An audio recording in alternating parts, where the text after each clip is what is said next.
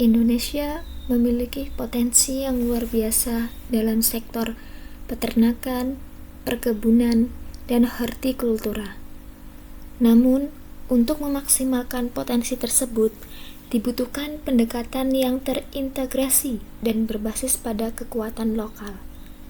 Salah satu pendekatan yang dapat diterapkan adalah metode klaster. Apa itu metode klaster? Dan bagaimana penerapannya di sektor ini? Mari kita simak perbincangan menarik bersama narasumber ahli. Perkenalkan, nama saya Muhammad Rosyid Ridho Azura dengan NIM 082111833063. Dalam video ini saya berperan sebagai Pak Rosyid menjadi moderator.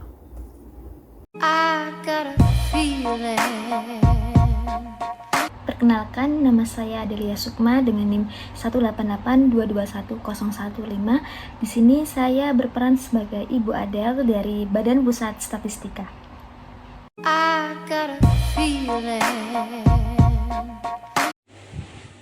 Perkenalkan, nama saya Firaulia Putri dengan NIM 082111833076.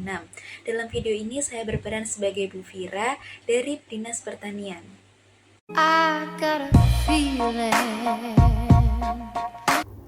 Selamat datang di diskusi kami kali ini. Hari ini kita akan membahas bagaimana sektor peternakan, perkebunan, dan hortikultura dapat berkembang melalui penerapan metode klaster. Kita sudah bersama dengan dua narasumber yang ahli di bidangnya, yaitu ada Bu Fira dari Dinas Peternakan dan Bu Adel dari Badan Pusat Statistika. Dan saya sendiri, yaitu Pak Rosyid, pada diskusi kali ini akan menjadi moderator yang akan membawakannya. Mari kita mulai dengan Bu Fira untuk bisa menjelaskan apa itu metode klaster dalam konteks sektor-sektor ini. Metode klaster adalah pendekatan yang mengelompokkan berbagai kegiatan pertanian, peternakan, atau perkebunan di suatu wilayah dengan tujuan untuk menciptakan sinergi antara para pelaku usaha dan meningkatkan efisiensi. Di sektor peternakan misalnya, dengan adanya klaster, peternak dapat berbagi pengetahuan tentang pakan ternak, kesehatan hewan, dan juga pasar. Demikian juga di sektor perkebunan dan hortikultura, di mana para petani dapat saling berbagi informasi mengenai teknologi pertanian terbaru atau cara memasarkan produk mereka secara kolektif.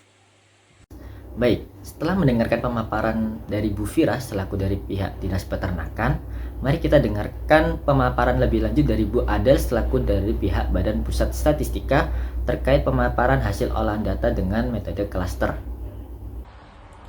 Baik, terima kasih Pak Rosyid atas kesempatannya. Jadi di sini saya Adel dari Badan Pusat Statistika ingin menganalisis mengenai pengelompokan wilayah kecamatan di Kabupaten Jombang berdasarkan sektor perkebunan, peternakan, dan hortikultura menggunakan klaster hierarki.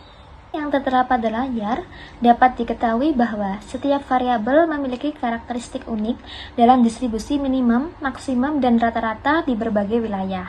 Pada hasil sektor peternakan, yang paling unggul adalah ayam pedaging dengan jumlah ternak sebesar 5.313.233 ekor berada di Kecamatan Bareng. Selain itu, pada sektor perkebunan dan hortikultura yang menghasilkan produksi terbesar yaitu tebu dengan jumlah produksi sebesar 116.383 ton, tepatnya berada di Kecamatan Diwe. Selanjutnya dilakukan uji asumsi KMO, di mana H0 yaitu korelasi antar variabel tidak memadai untuk analisis klaster, H1-nya yaitu korelasi antar variabel memadai untuk analisis klaster. Diperoleh bahwa nilai KMO yaitu 0,633 lebih dari 0,5, sehingga dapat disimpulkan bahwa sampel layak untuk dilakukan analisis klaster. Untuk selanjutnya dilakukan uji multikolinearitas, yaitu H0-nya sendiri terjadi multikolinearitas pada data dan juga H1-nya tidak terjadi multikolinearitas pada data. Nah, didapatkan hasil bahwa nilai VIF dari semua variabel yaitu kurang dari 10, maka tolak H0, sehingga dapat disimpulkan bahwa tidak terjadi multikolinearitas pada data. Selanjutnya dilakukan penentuan jumlah klaster optimum. Dari penentuan klaster optimum ini kami menggunakan 3 kriteria, yaitu yang pertama ada nilai silhouette score dengan nilai silhouette score yang paling terbesar dan juga nilai CUDF yang paling terbesar dan nilai ICD rate yang paling terendah.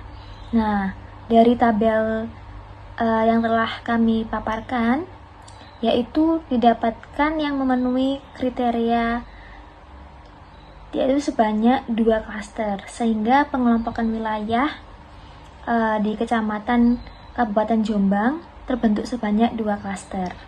Setelah kita menentukan jumlah klaster optimum sebanyak 2 klaster, selanjutnya kita akan mengkategorikan bahwa klaster 1 itu tertinggi atau terendah.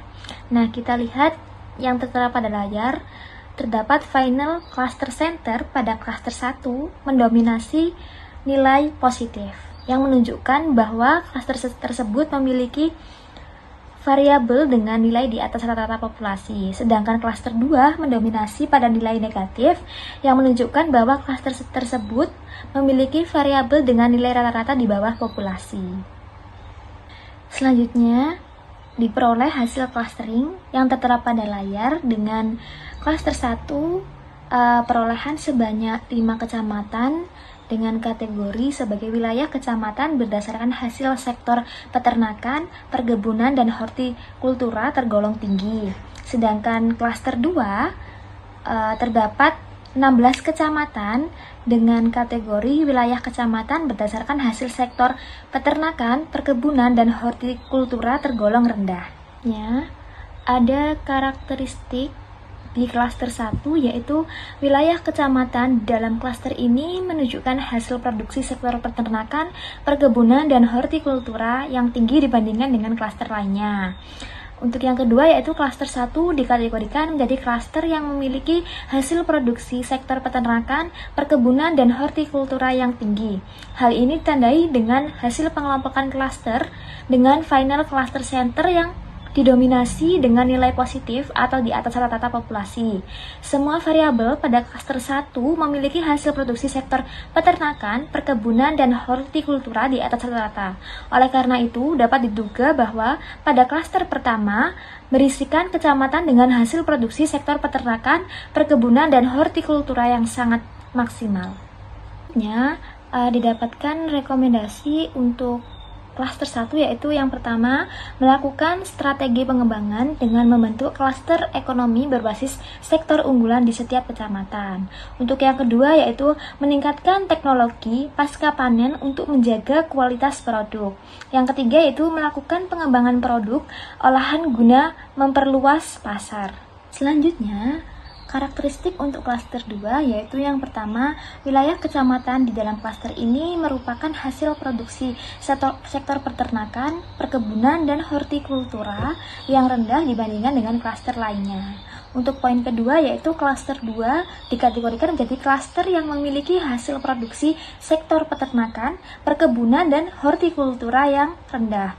Hal ini ditandai dengan hasil pengelompokan klaster dengan final cluster center yang didominasi dengan nilai negatif atau di bawah rata-rata populasi. Semua variabel pada klaster 2 memiliki hasil produksi sektor peternakan, perkebunan, dan hortikultura di bawah rata-rata. Oleh karena itu, dapat diduga bahwa pada klaster kedua berisikan kecamatan dengan hasil produksi sektor peternakan, pertanian, dan hortikultura yang kurang maksimal.